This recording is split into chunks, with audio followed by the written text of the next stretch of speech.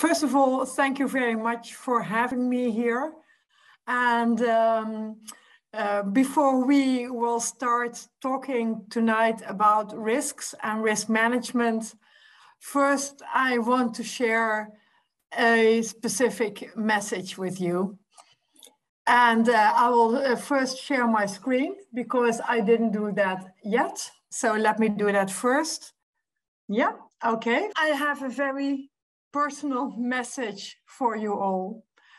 And I really want to express, with the help of one of my colleagues, Anastasia, that we are very, very much committed, also emotionally, to the things you are going through right now.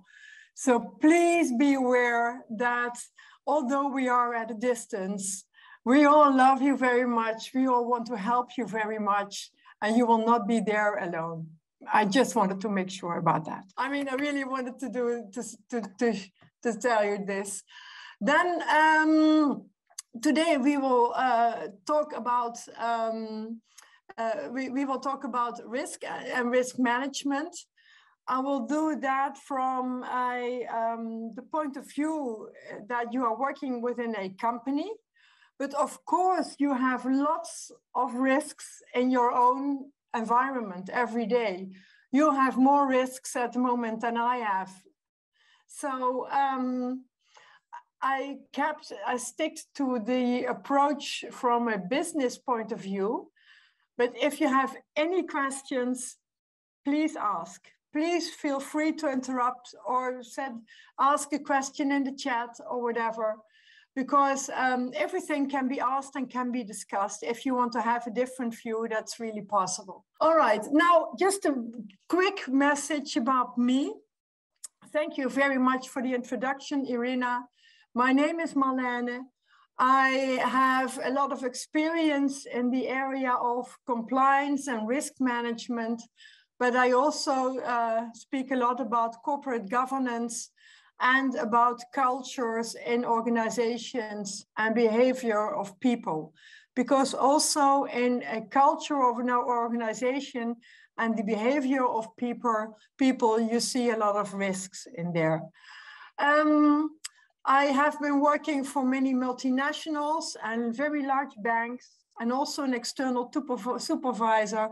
I develop a lot of know-how for all kinds of associations, also at University in Rotterdam. And the rest is not so important for now. Let's go to the content. We will be talking about risks and risk management this evening. And the question is, of course, what do we really mean? Because I thought it would be good to be very specific. And when I talk about a risk, I talk about a situation which could lead to any danger or harm or loss of income or money or whatever. And if you have specific objectives or goals you want to reach, then these risks might lead to another outcome. So it might really impact your objectives. And when we talk about risk management, we talk about the process where you identify, you assess, and you control the threats that could occur to the organization's capital or earnings. And you want to make sure that the risk does not endanger your business goals so that you can reach the goals you want to reach. Now, life is never without risks. And doing business without any risks is really not possible at all, nowhere. And just living a regular life without any strange war situations or whatever, that's also a risky life. Because even when you would stay in bed, you could still run a risk because the ceiling could fall down. So it is good to be aware that we are running risks everywhere, every day, at any time. There are also a lot of financial risks But I will not focus on the pure financial risks. I will focus on a broader scope today. And you see different risks. You have risks inside your organization and also risks, other categories of risks. And I thought it would be good to give a brief overview of a kind of categories, just to make you aware and also to trigger any possible questions, if you may have so. First of all, there are risks related to the organization you are working in. But it could also be your family or your home or whatever. And if we talk about risks resulting from the organization, then we talk about the way the institution is organizing itself. And then you could use, think about how to deal with conflicts of interest. So if on the one hand, for instance, a manager should serve the organization, but on the other hand is serving his personal bank account, then you have an interesting conflict of interest. If you do not stick to the industry standards within a certain industry or a certain sector, that could be a risk. If you do not comply with the requirements of your license, there you could have a risk. If you ask other companies to take care of a part of your business and that's not working well, there you also have risks.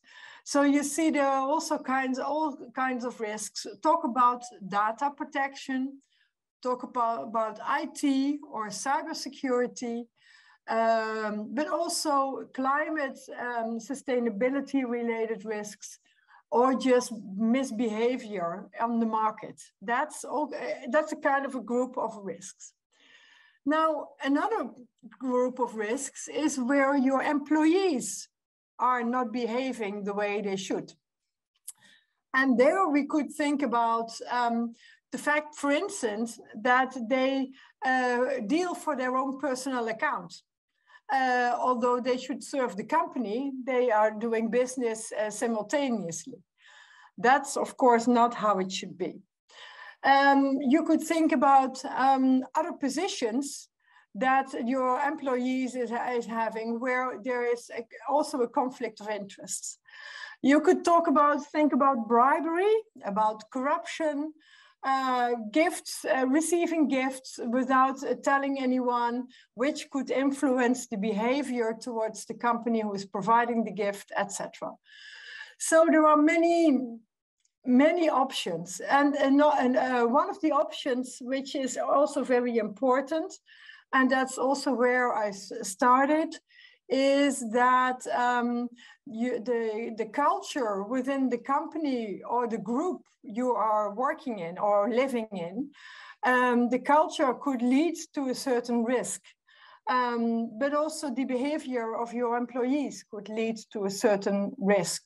So because they could, for instance, violate certain rules which could lead to extra liability for the company. So it is interesting to see that as an organization, if you misbehave, you run risks. And if your employees do not behave correctly, you as a company are also running additional risks. But there are also risks related to your clients. And that's also an interesting part, because if you are serving specific clients which do not behave in line with the industry standards and legal requirements, for instance, because they are laundering money, so they are changing illegal money towards legal money, that's okay. That's not okay. If you would support those kind of money laundering activities, and then I'm talking from a European perspective, there you are violating the law, which could impact your position and could lead to certain fines. If you are financing terrorists, or if you are not respecting sanctions, for instance, towards Russia, Then you will also have additional risks, talking also about trade controls, tax transparency, and fraud and corruption, etc. So there's a lot of areas where you could run risks. So it's good to have a broader view in this area. And then finally, you could run a risk if your products or your services are not okay. If, for instance, your product development is not okay, when you didn't do any proper testing before you presented the products to the market. There was an airplane factory called Boeing, who were producing very large airplanes several years ago. And there was a very much pressure on the production facility because they had very large orders, and they wanted to sell those airplanes as fast as possible. And engineers were warning that there should be done some additional testing of certain technical systems because the systems were not safe yet. But the management was putting a lot of pressure on the engineers. They did not want to do any additional testing, and because they wanted to sell the airplanes as soon as possible. As a result, 2 planes got crashed, and more than 340 people died in those 2 airplane crashes. So that's where your product development could lead to very serious liabilities and to serious risks. Actually, it cost them very much, quite a lot of money. It cost them, well, their reputation, but of course they had to compensate the families of the people who died, etc. But also they had to compensate the engineers who were fired because they were warning that the testing was not okay. The trading of your products could not be okay. If you do provide the wrong advice, there you might run a risk. If you are not transparent in your product offerings, or if you do not serve as a company in the interest of your clients, do not protect your clients, those are all kinds of areas where you could run a risk. So there's a lot going on there. Now the problem is, where do you start? How do you deal with risks? And how can you get a clear overview of what to do? Let's talk about that. First of all, I advise you to draft a sketch or a description of your organization and to make a clear overview of what are you doing? Who are you serving? Who are your clients? Where are you serving your clients? Is it only in Ukraine, or do you serve on an international basis? And who are your clients and which countries are you serving your clients? And what is the specific situation over there? Of course, your sector, what are you doing? What are your products and services? And who is working in your supply chain, for instance? Where do you get your products? Who is producing the products for you? And who is selling the products for you? Or who are you servicing? Who are your advisors? And are they okay? Are they in line? Do they have the same specific standards as you have? The question is also, for instance, do you only accept bank payments, or do you also accept cash payments? That's a specific risk category, at least for us here in the Netherlands, but I know there are different standards in different countries, so that's really fine. The question is also, what kind of staff do you have? Do you have employees which are highly educated, which are very clever, or do you have a big production facility with a different type of staff? And it's good to get a clear picture of that. And then last but not least, what kind of systems, IT systems and tools are you using? Because that's important to do an inventory on the risks that are linked to those systems. Then You can approach your risk management as a cycle, where you can start planning, and then you go towards the execution. You check whether your actions are in line with your expectations, and then you start acting, meaning that you start amending your approach if you feel that the results are not okay. I will explain more. If you have any questions, by the way, please feel free to ask. I'm here for you, okay? When you start thinking about your risks, we described in the slide before that you start thinking and describing your organization with all the elements that were listed. Then you develop a methodology to identify, to analyze, and to address your risks. I will get back to that part later. You can also collect all kinds of information that might help to detect your risks or possible misconduct, and you can decide on the control measures you need to take. The next step, I will explain this part in a minute. The next part is that you start implementing your risk control measures. So you have defined what are the risks I'm taking, and what are the risks I do accept, which do I not want to accept, and how can I make sure that I can stay in control. Then you start implementing those controls. You can decide which measures are helping me to control high risks, very strong, important risks. And you can use there a risk-based approach so that you are aware of the fact, what are my biggest risks, and which risks do need the most attention, and where should I stay fully focused on? Because that's, of course, where if you have a big risk, that might really impact your business and also continuation of your business. If you have taken these actions, you start monitoring, you start checking if your risk assessment is complete. Perhaps you are missing some kind of risks. If you can also check if your risk control measures are effective.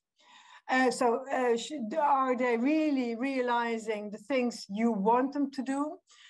And you should be able to check at least once a year if your policies and procedures are still up to date, because the world is changing every day.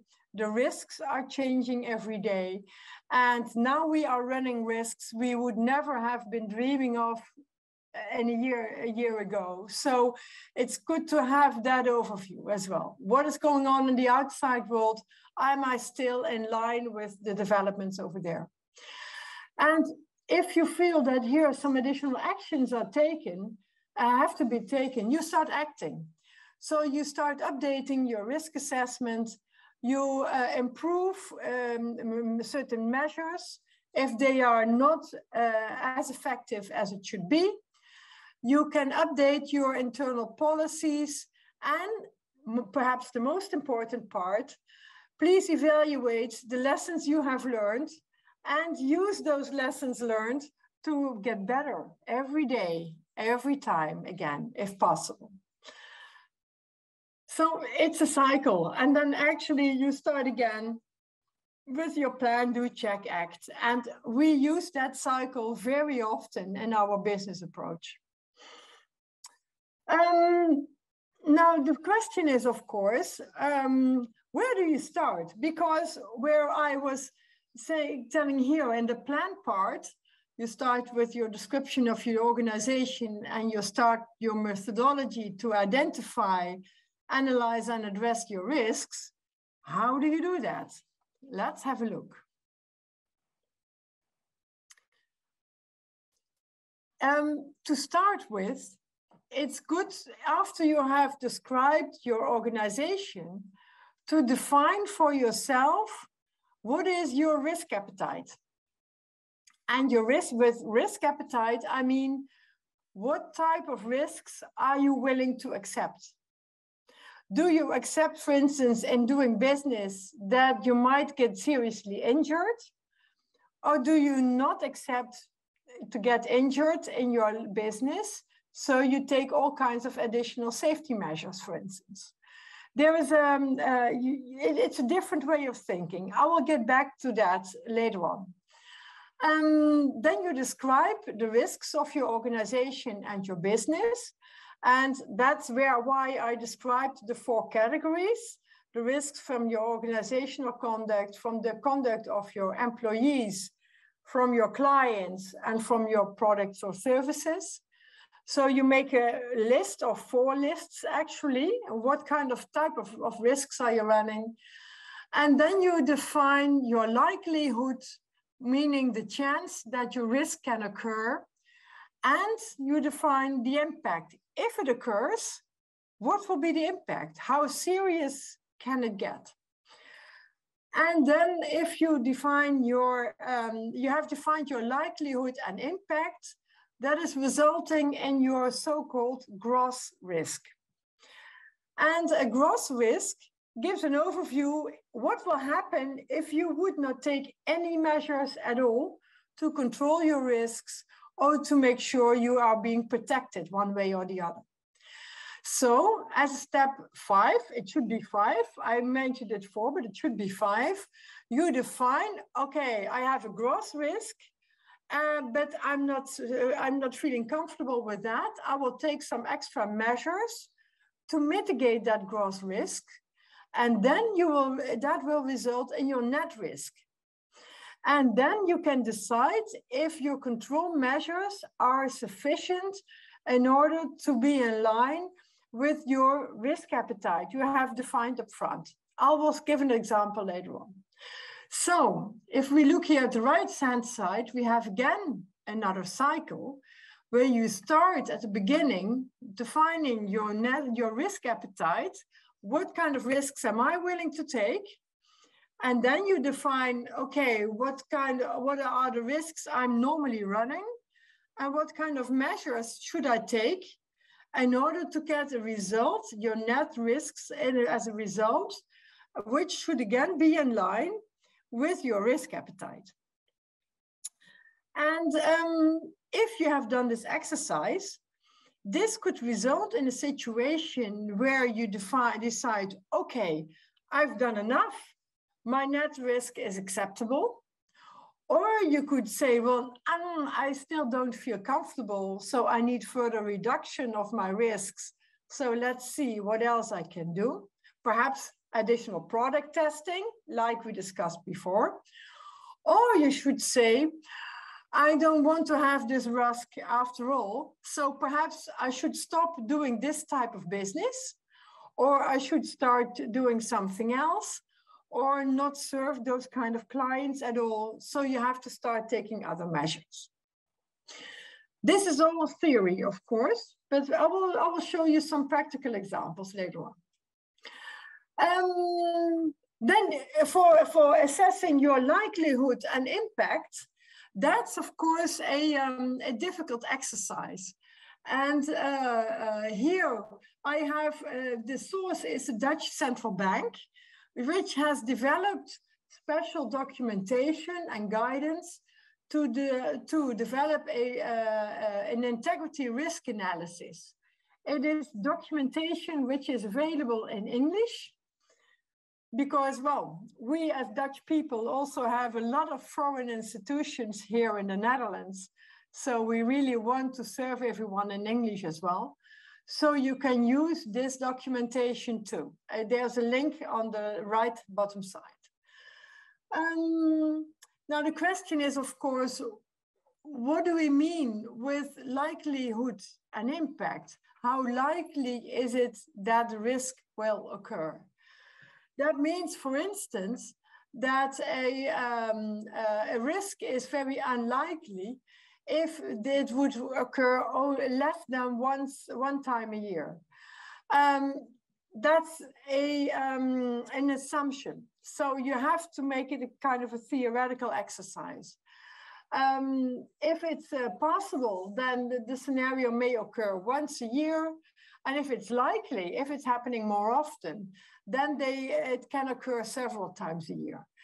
So then you can see on the right-hand side of the overview that if a scenario is unlikely to happen, you can say that the risk is low in this area.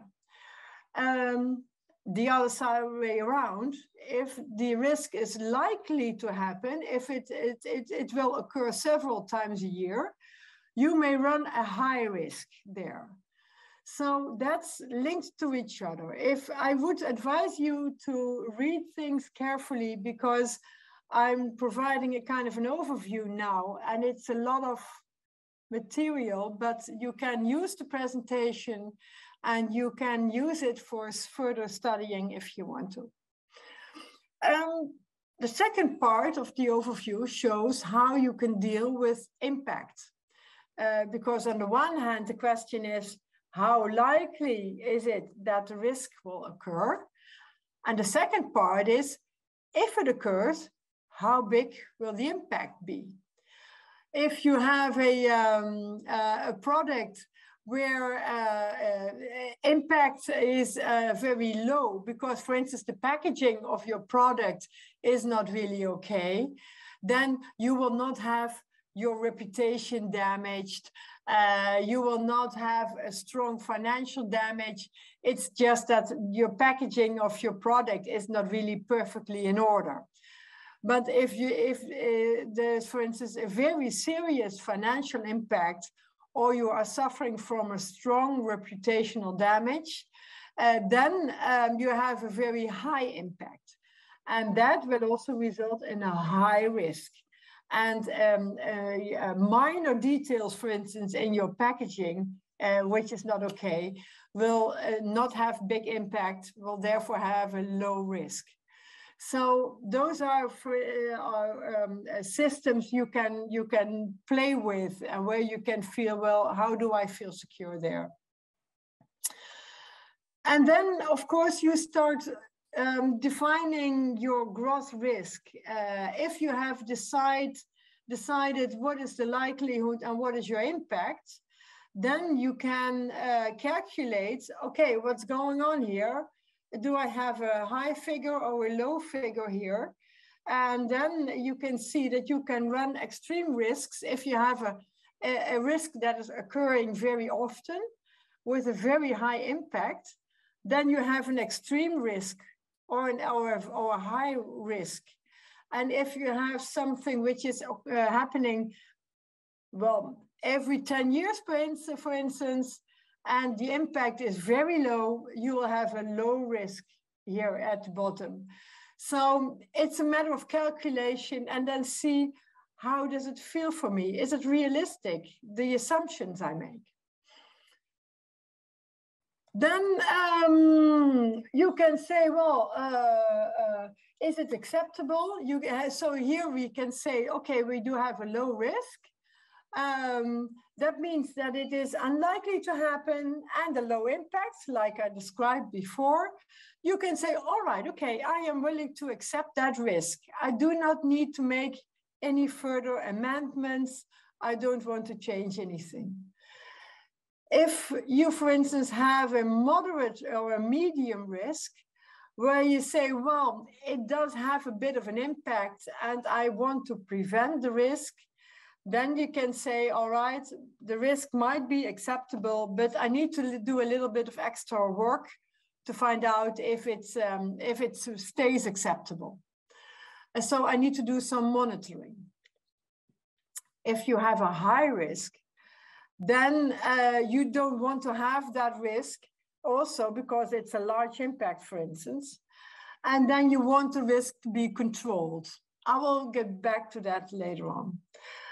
And if you have a very high risk, an extreme risk, you don't want it to happen at all. So you will do the very best you can to avoid that risk. And even better, you should not take that risk at all. So that's the system behind all that. And now the question is, of course, well, if you have here decided what is the likelihood and what is your impact, the question is, do you have a complete overview of the impact of the risks you are running? And I will give you some examples here, because there might be some more impact involved than you might think of.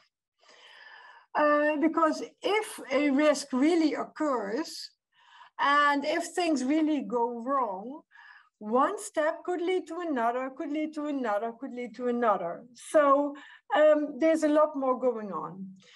For instance, if you have a wrong product, if you are poisoning people, let's say you have a product which is not okay, and just by accident, your testing was not okay in the production phase, and you have been poisoning people, which, yeah, well, sometimes things can happen. Then you will, of course, you will get a fine for that. They will charge you, you will have to pay money, for instance, to the government because you are endangering people. First of all, but you will start fighting, you will start defending yourself. So yeah, you will have to pay money to your lawyers and to a lot of external advisors.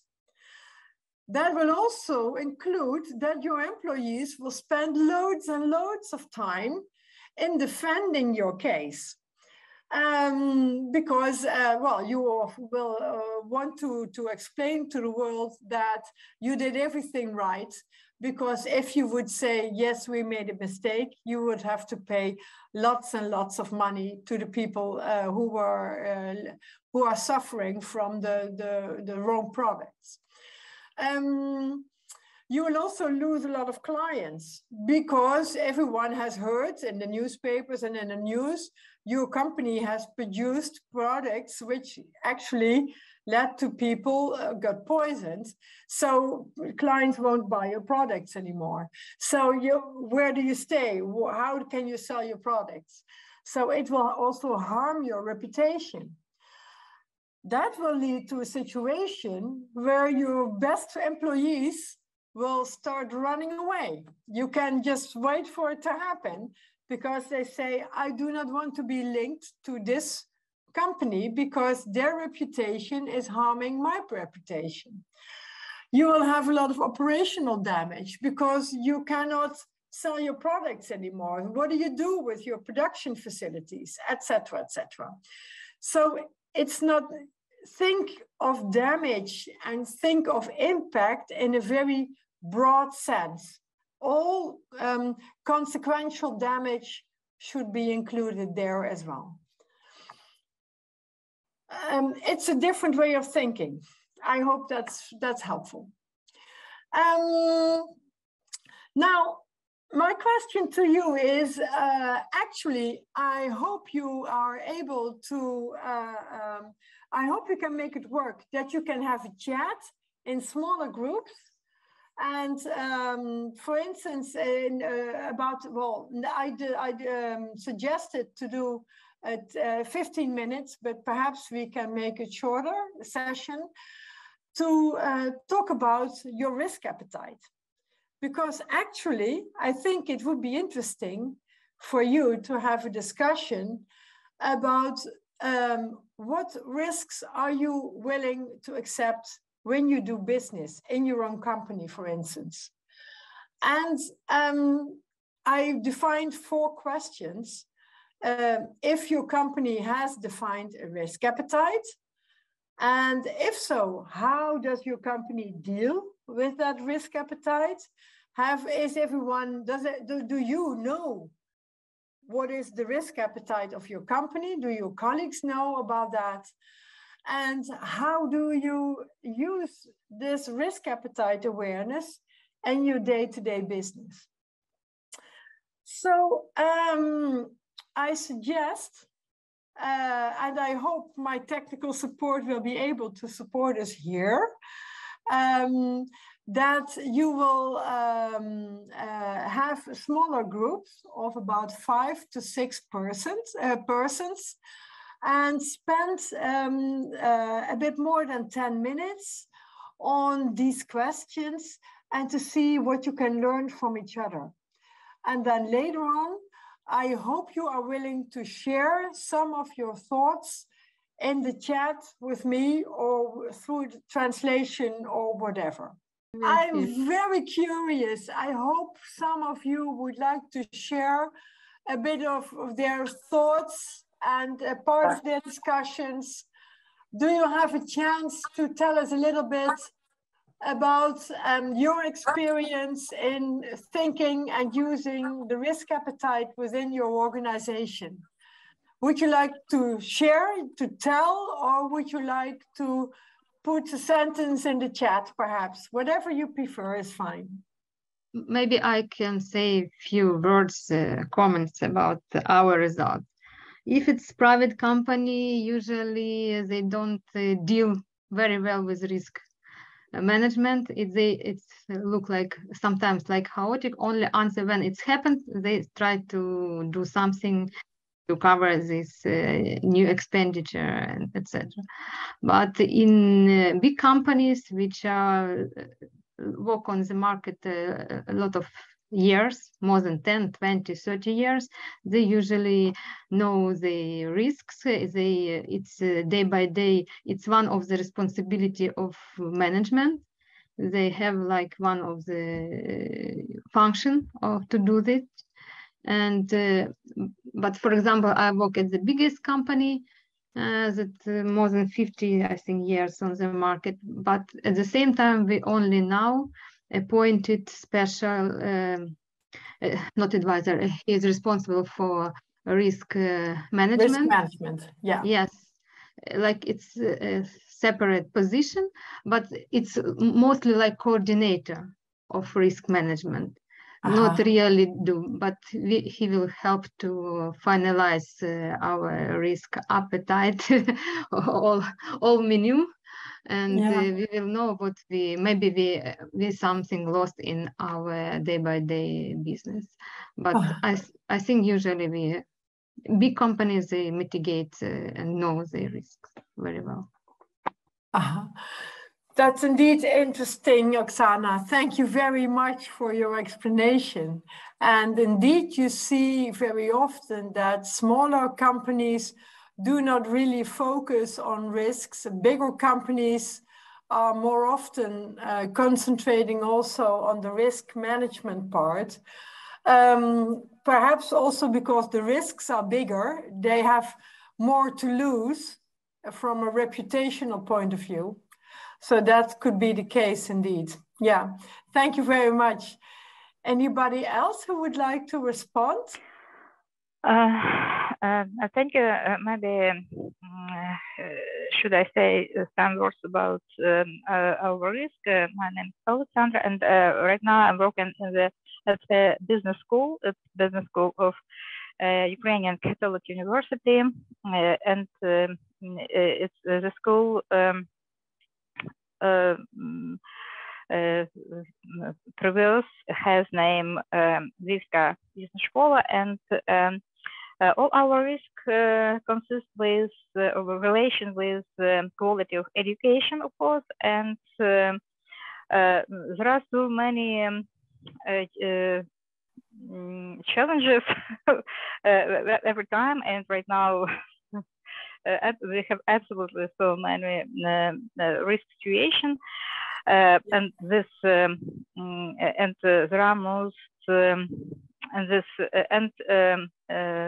these challenges consist with war and with external situation, but as for me, all risk which we have at our business school has middle middle level, medium level, and of course we have some tools and some methods which refuse and diversification of the risk. First of all, we have very high level requirement for our students, for our new students, and because we think about their future opportunity, and they fit for new condition. I mean, we think about people who will start the new education, the next education, because of course we say about lifelong learning, and we think that every new student will have huge results, and so our requirement is so high. And of course we think about our teachers, about our speakers, and we have specialty requirements too. And I don't have long time experience in the school, but I have previous experience in other university, and I can say that my short consequence. What about that? At this school, we have very wise ways, or wise tools, and very specialty methods for management, for risk management. Because we have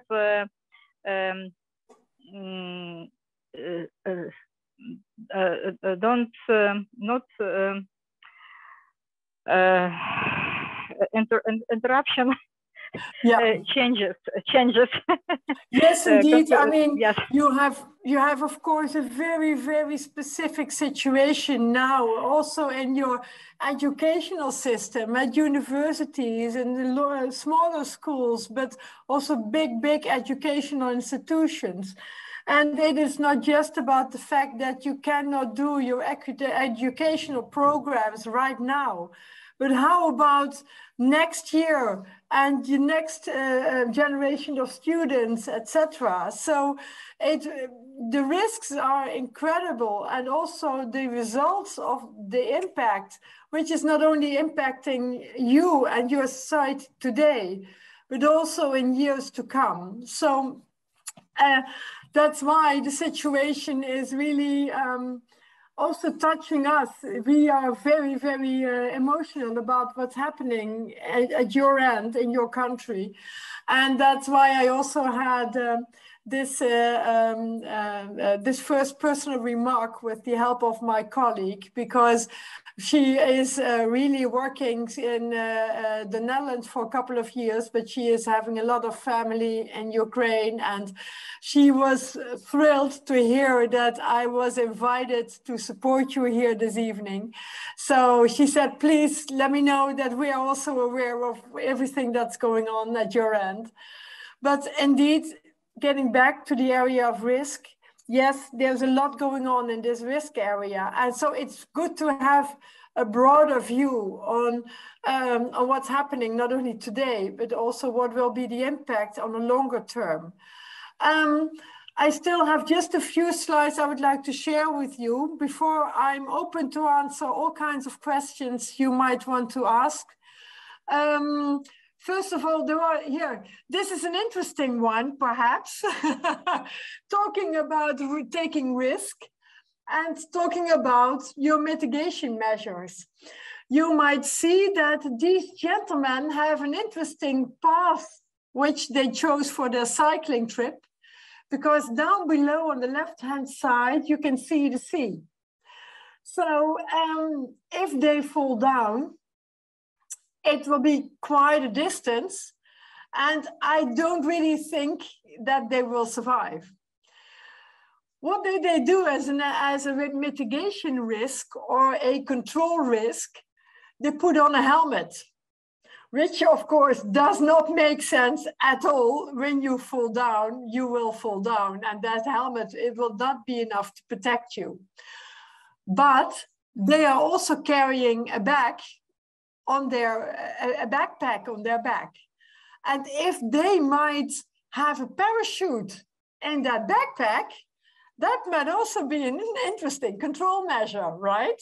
So that might be helping them to stay safe. Another control measure might be the situation where they say, well,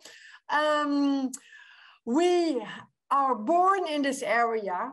I have been training this cycle trip every week, ever since I was a kid. I know things, I can do this road blind. I know every spot, every inch of it. So don't tell me about risks. I know how to handle these risks perfectly fine. And I really know what I'm doing. So if you have a better equipment, if your people are really very much prepared to do the job, that's also a control measure in order to mitigate, to reduce your risk. Okay? I have another example. This little fellow wants to have a piece of cheese. And he knows that there's a pitfall, because if he wants to eat the cheese, something might fall on his head, and he is already aware that he might not be able to survive. But on the other hand, he is wearing a helmet. He says, I'm strong, I will make it. I really want to have the food. So that's his control measure. He put on a helmet. So it's also a matter of perhaps being a little bit creative and thinking a bit differently. And I thought, well, the question is always, what kind of level are you willing to take? How far do you want to go before you start feeling uncomfortable and before you say, well, let's stop here, or let me see what I can do. I already see that we are almost running out of time. I have an overview here, and you can do the reading later on, but there are several control measures, and I gave some examples, because you could, for instance, explicitly accept the risk, or you could avoid it, or you could control it so that you are sure, yes, I am willing to accept it, but I'm doing everything I can to make the risks, to have it, to have the risk as small as possible. You could also transfer your risk to another party. For instance, ask your insurance company to cover the risks if it happens, if it occurs. Or you can make sure that you are fully on top of the risks so that you can have fully monitoring it, so that if it happens, you can step in right away and make sure that there's a maximum risk reduction in place. But you can do some reading afterwards. It will be too much for now. The question, last thing I would like to address with you is, who is responsible for risk management? And in fact, everyone in the company should be aware of the risks you are taking and should make sure that they contribute to reducing the risks as much as possible. So that means your first line, the business, of course, they should also describe and explain, well, we see some additional risks popping up that should be avoided. They know best from everyone what are the risks in your company. Then, of course, you have your compliance officer and the risk manager, where your colleague was already talking about, where they are having the risks in scope. They will start warning, they will start reporting when things go wrong. And I hope you will be able to listen to them carefully, because they have very strong signals in place and they know how to deal with that. if you are outsourcing your business to specific partners, these outsourcing partners will also help to collect some signs that risks are increasing, for instance. And then, of course, at the end, the management board is the ultimate responsible one for risk acceptance. So I will skip this one because it's already late and I know that I'm running out of time. The last one I would like to share with you is that risks are not static. They are changing all the time. They are adapting all the time. And if you have implemented certain control measures, then something else will pop up again. So that's in the nature of risks and risk management. So it's good to be aware of it. It's like a virus. It's changing all the time. And then it will pop up in a completely different area. So be aware. Be also very much conscious that you will never be able to control all the risks. There's no life possible without taking risks, no business possible without taking risks. The question is, how do you deal with them and make sure you are aware of all the risks you are running? I think that's the most important message I can give to you. And I was wondering if you have any questions, but let's skip this one. If you have any questions, please let me know. I do, Marlen. Please, sure. Do you have a kind of risk assessment matrix which can be applied to your decisions personal, for instance, regarding your choices, my choices as a personality? For instance, if I meet 3 out of 5 criteria of risks, I might take it. Or if it's more than 3 or 4 out of 5 are not met or are met, I shouldn't do that. Have you ever come across any approach which can be applicable in personal life regarding personal decisions?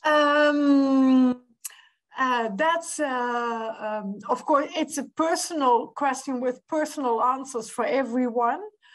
And indeed, well, I have, in my presentation, there's a link to a document from the Dutch Central Bank. And they have defined an assessment, a system which can help you to get a clear overview of your risks. And then, for instance, in your personal life, if you would say, well, how can I get an overview? I would like to change my job, for instance. Just imagine I would like to change my job. What kind of job do I want? Do I want to have a fixed labor agreement within a company? Then I would have a fixed salary every month. And that would be helpful because, for instance, I'm living as a single lady. So if I do not have any income, there's nobody else who can pay the rent here. So that might be a risk which I am not willing to take. So therefore, I prefer a fixed agreement, an employment agreement. So you can say, well, there are all kinds of elements which will help you to decide where you want to go, what kind of risk is acceptable. If, for instance, I would say, well, I would like to change my job and my partner is also earning an income, then I would say, okay, here is my control measure because we can still pay the rent if I would not have another job, for instance, right now. So I can quit my job. I can start as a freelancer, doing some projects once in a while. And if I do not have any income for a few weeks, never mind, my partner will pay the rent. Yeah? So that's a control measure, so to say. Well, not very polite, but it's a control measure. And if you have any questions, please send me an email. My Ukrainian colleague will be helping me to translate. So we are really willing to help you. We all love you very much. Take care and never, never, ever give up. Okay? We will not. We will not. Okay. Yeah, Thank you. Thank you. All right, okay. Take care.